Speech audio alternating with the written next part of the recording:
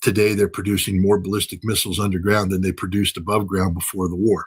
I'll say that one more time, just so the audience understands. Today, the Iranians are producing more ballistic missiles below ground than they produced above ground. More. After 40 days of bombing. I'm here to tell you right now that it is more likely than not that we didn't destroy anything of value in the nearly 40 days of bombing, that we bombed empty buildings. Okay, let's go. 40 days of bombing. The official verdict, Iran degraded. Scott Ritter's verdict, and this is the man who did battle damage assessment in the Gulf War and walked into the empty rooms himself. We hit nothing. And Iran is now producing more missiles underground than before the war started. Here's how he knows. And we bombed everything worth bombing, and we made zero impact on the Iranians. I'm here to tell you right now that it is more likely than not that we didn't destroy anything of value in the nearly 40 days of bombing, that we bombed empty buildings, or we bombed buildings that had been misidentified, but the sensitive production equipment that it was inside there no longer is there. And we now know in ballistic missile, for instance, production, that a lot of the production facilities that were at Parchin, a major missile production facility, have been moved underground to include the ability to produce solid rocket motors. It's all underground. We didn't destroy it. We blew up empty buildings. That's it. They're producing more ballistic missiles underground than they produced above ground before the war. I'll say that one more time, just so the audience understands. Today, the Iranians are producing more ballistic missiles below ground than... 3 clips. That's the verdict. Now, here's why he's qualified to say it, and you should believe him. Welcome back to ARM Geopolitics. I'm Aaron Johnson. On this channel, we don't just cover the news.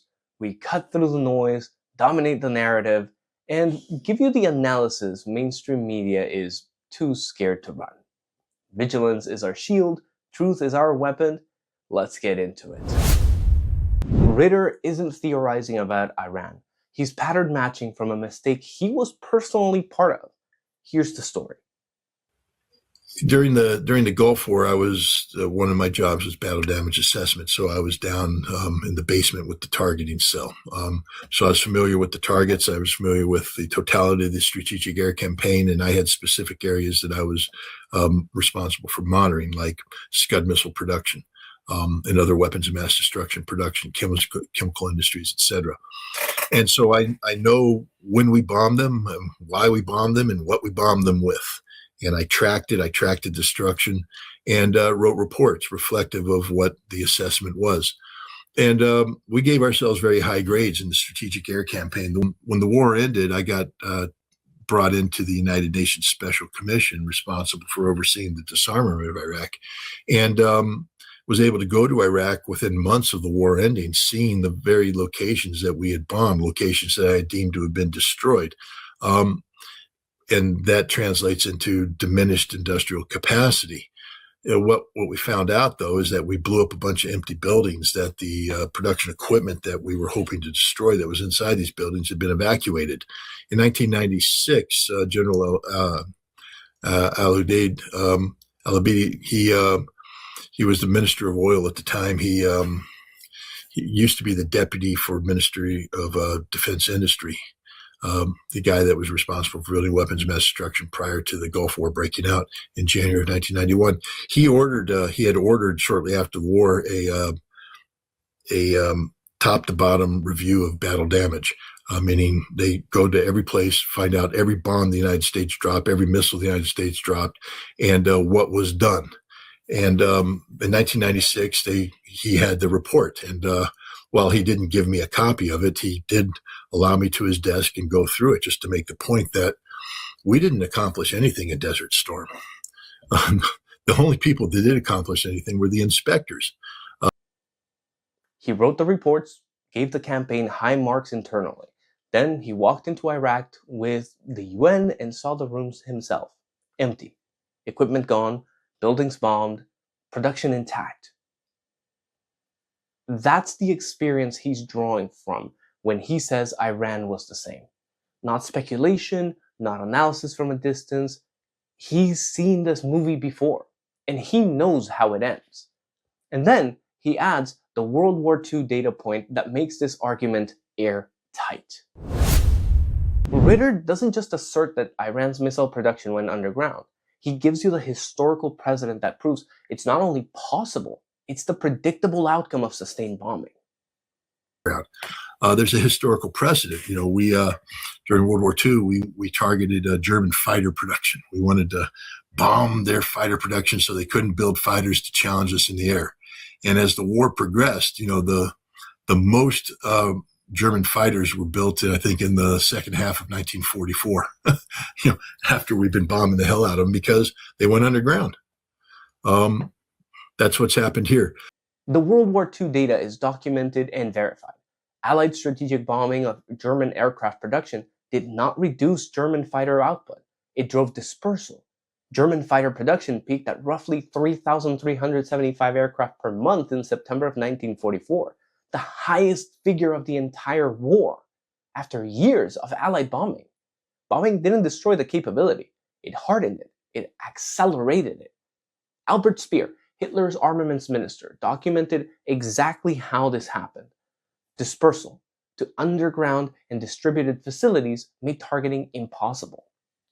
Every facility hit spawned 3 others in locations the Allies hadn't mapped yet. Ritter is saying Iran did the same thing. The Iranians have watched America fight for 3 decades. They know the targeting cycle from intelligence collection to weapon on target. They know how long that window is, and they move production underground before that window closed. Now, the military picture is established. So what is Project Freedom actually saying? Because Ritter goes straight to the fine print. And the fine print tells a completely different story from the headline. Is putting the weight of America behind their right to transit. And at the bottom of that, I think that it says that, the ship's captains need to, coordinate with their insurance companies and their owners to make sure that they understand the risks, that there are mines that haven't been cleaned, and that you could be attacked by the Iranians. That doesn't sound like too much of a guarantee of free transit. Pete Hegseth can speak of a red, white, and blue dome over the Strait of Hormuz, but that's just a straight up lie. The Iranians control the strait and will continue to interdict shipping to the point that no insurance company will underwrite any ship that goes through the straits, regardless of what the United States claims to be doing. Project Freedom's own press release tells ship captains to contact their insurance companies and understand the risks.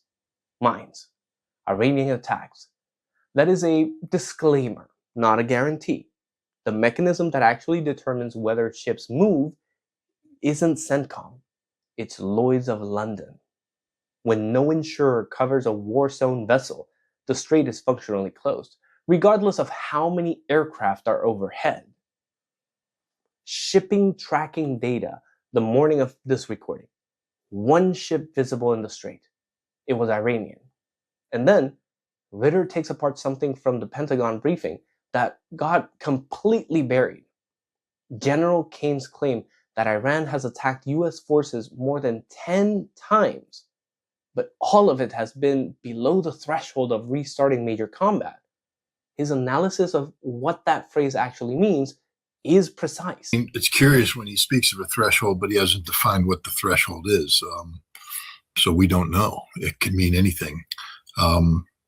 It could be ineffective fire. There are rules of engagement that say that you cannot return fire unless you're receiving effective fire, which means fire that's impacting either your troops or the area immediately in the vicinity of the troops. Then you get to respond. So if the Iranians painted, again, we don't know what the threshold is, but let's put it this way: if you paint me, you acquire me with a target acquisition radar, and you lock on. That is an act of war. I have the right to treat that as an attack and take out your radar. And so American ships could have been painted by Iranian radar, and that could be an action that falls below the threshold. Weapons could have been released, but failed to, fall into the the circle around the target deemed to be effective fire. But we don't know what the threshold is. I mean, maybe the Pentagon has published this elsewhere. I'm not aware of it. So it's a meaningless statement. And you have to understand that the job of the General Kane and these others isn't give you accurate information. The job is to give you data that allows to be the United States to manipulate it to mean what we want it to mean. Below the threshold sounds reassuring until you realize no one has defined the threshold, which means it can be whatever the narrative needs at any given moment. Ritter's technical point, a radar lock on a US vessel, is technically an act of war under rules of engagement. If Iranian systems are actively targeting US ships and the US is not responding, either the threshold has been set unusually high for political reasons, or there's something about the actual tactical situation that makes a response inadvisable. Either of these possibilities is the opposite of everything under control. The job is to give you data the United States can manipulate to mean what we want it to mean. He's describing the system from the inside. He was a part of it. And that's exactly why the statement lands differently than if a critic said it. Here's where the military failure connects to something every American will feel. Ritter gives the energy timeline a specific mechanism, not just a direction. And this is the part that I think is being almost completely ignored in mainstream coverage.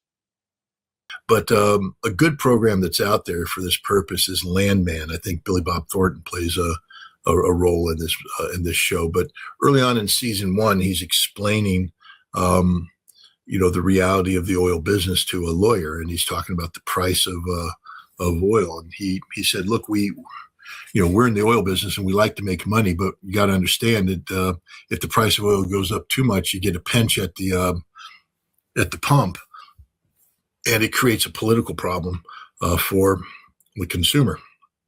We can't have that." He said, and then if it goes too low, of course, we can't afford. The sweet spot for the price of oil is around $78 a barrel, and that's about where it is today. Maybe it could go up to 80 something, but that allows you to make money, but it also allows consumers to continue to consume and not cut back, because the moment consumers start cutting back, then you've got an overproduction problem and you're not making as much money as you thought you were going to make. And so the reason why I brought this up is that the world doesn't exist with massive supplies of oil that can just flood the market. The way energy production works is that they produce enough energy in a given window to meet expected demand. They have a little bit of buffer built in, but you can't have too much buffer because there's a finite amount of storage out there, and you don't want to keep money floating like that. Now, we in the West, how long has the Strait of Hormuz been closed? For many, many weeks now, and yet, we're seeing a hit at the pump, but it's just more money. We've paid more money for gas in the past, so it truly hasn't impacted us yet, because we're living off of the energy that had been put into the supply chain in the pipeline, so to speak, on February 28th. And that's made its way across the Pacific. The last of that energy, the end, landed in California yesterday. It's going to go to refineries, be refined into product, and then go out. And when that's done, there's nothing behind it. That's the way the world is right now. There's no energy coming out of the Middle East. Kuwait, a major energy producer, 0 oil shipped last month. Saudi Arabia has seen a significant drop. The United Arab Emirates, a significant drop. And we're seeing this resonate around the world. We're seeing shortages in Australia, Japan, South Korea, Taiwan. And soon there's going to be shortages in the United States because, as I said, there's nothing coming behind. So when that happens, we've got a major crisis because our economy runs on oil. You take oil away, our economy doesn't function. So no matter what, this summer, we're going to be riding out a major economic crisis. And if it lasts long enough, businesses won't survive. Already in Europe, Lufthansa, a major European airline, had to lay off or cancel 20,000 flights. They're going to cancel more. Croatian Air and other airlines have stopped training crew because they say we're actually looking at probably having to put people on furlough or shut down the crew. Europe's going to lose civil aviation. The United States, Delta's already going through a crisis right now because of high fuel prices, and so there's going to be a huge impact when diesel goes through the roof. Those truckers are going to stop driving because it costs too much for them to drive across country, and if they can't drive across country, the goods are going to stay in the port. How do we get our food to New York? How do we get our Chinese electronics to New York? How do we get anything anywhere? The answer is we don't. The pipeline argument is the one that makes the timeline real.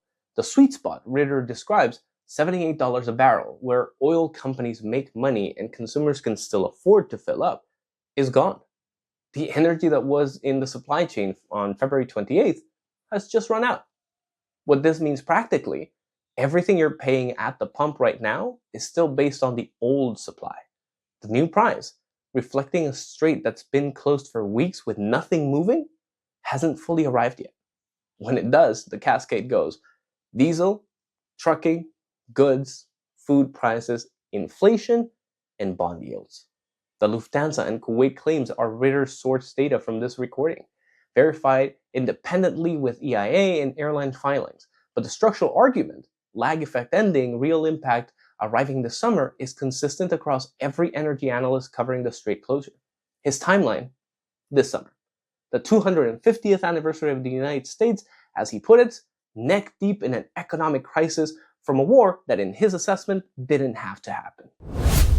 And Ritter's final strategic framework explains why there's no clean exit from any of this.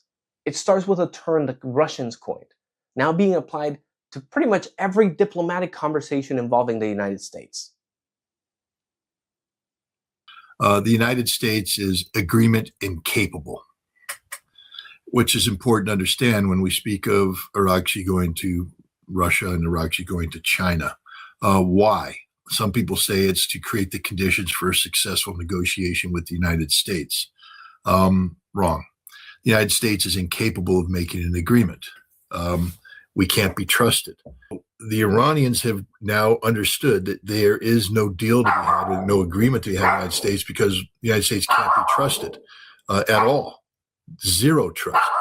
And so what they're doing is they're going to other parties to see what kind of framework can be built in this non-negotiation environment. How do you deal with the United States when there can be no agreement that Iran and Russia are struggling with, Iran and China are struggling with? The Chinese, too, are coming to the understanding that you simply can't negotiate with the United States because the United States is incapable of negotiating in good faith. If you take a look at some major things that have happened with China and the United States recently, you have, the United States put pressure on Panama to close down, a Chinese-operated port in the Canal Zone. The Chinese responded by basically saying any company that does business in this port facility will never be allowed access to China. So nobody's doing business because everybody wants and needs access to China, and that's their retaliation. And now the United States, of course, has sought to put sanctions on Chinese oil refineries that buy Iranian oil, and the Chinese government has come in and said, no. If anybody puts secondary sanctions on Chinese companies for doing their business, then China will retaliate. Agreement incapable is a Russian analytical term. The factual basis Ritter cites: the US was in active nuclear negotiations with Iran as recently as June 2025, then launched the February 28th attack while those talks were ongoing. Whether that makes America structurally incapable of agreements is Ritter's framework. But the documented pattern, negotiate, then attack, is real. In the Chinese response he describes, formal Ministry of Commerce directive telling Chinese companies to ignore US sanctions is documented. China isn't quietly enabling evasion anymore. They're publicly overriding US sanctions law on their own territory. Iran's diplomatic trips to Moscow and Beijing in this context aren't about setting up a deal with America. They're about building a framework that functions without American participation. So they are a party to the conflict. They try to paint themselves as the victim, but they're not the victim. They are the aggressor. And they are promoting, again, this concept of a greater Israel. And so Iran has rightfully viewed them as the enemy and has struck them accordingly. Iran has said that if the United States begins large-scale attacks against Iranian targets, especially Iranian energy targets, that they are going to take out the totality of energy production for Kuwait, Bahrain, Qatar, and the United Arab Emirates, and perhaps even Saudi Arabia. Iran has demonstrated the capacity to... On the UAE, Ritter calls them a silent operational partner in the February 28th attack. From an intelligence and logistics standpoint, I can't fully verify that from open sources. What is documented: UAE left OPEC+, Israel reportedly deployed Iron Dome systems to UAE territory, Ritter's claim verified independently. And UAE has served as the primary US operational hub throughout this conflict. Ritter's interpretation goes further than I can confirm. But the UAE is not neutral. That much is clear from observable facts. And Iran's stated threat, taking out the totality of Gulf energy production if large-scale strikes resume, is a public, documented Iranian government position. Combined with the empty pipeline Ritter describes arriving this summer, that threat is the scenario that no one in Washington appears to be publicly accountable for. And at the end of the conversation, Ritter lays out the endgame, the economic picture he's been building towards, and whether there's any way out.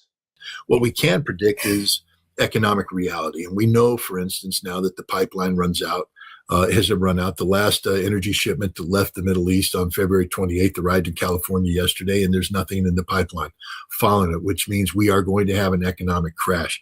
Oil is going to go through the roof, and there's no amount of manipulation that can be done to change that. The president might be able to do things with a tweet here and there in order to manipulate the market, so he and his children and the people close to him make millions of dollars through insider trading by hedging or by going long or going short. It's criminal activity, and logically speaking, we should have walked away from this war the moment we should never have gotten involved in this war, but we did. And the moment we had the ceasefire, the president should have declared victory and gone home and, found a way. I mean, there's ways to spin it. The Russians say that they're ready to help remove the 60% enriched uranium from Iran, bring it in and dilute it, make it no more. Sounds like a victory to me. Wouldn't you think so? I mean, if we say that that's our biggest worry about nuclear weapons capability, get rid of it. But this president didn't, and now he can't. Ritter's endgame is precise and worth sitting with. The 60% enriched uranium offer he's referencing, Russia offering to remove and dilute Iran's enriched uranium stockpile, would have checked the single biggest stated objective of this war: nuclear enrichment capability eliminated. That's the objective. The exit was there. The reason it wasn't taken, and Ritter is clear about this, is that the lobby and domestic political constraints made any deal where Iran walks away with anything look like a loss. So the exit was available and wasn't used.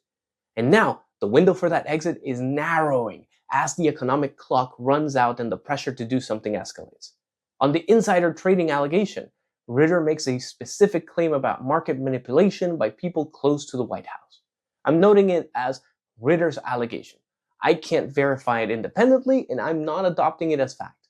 What is documented, though: significant market volatility correlating with presidential social media posts.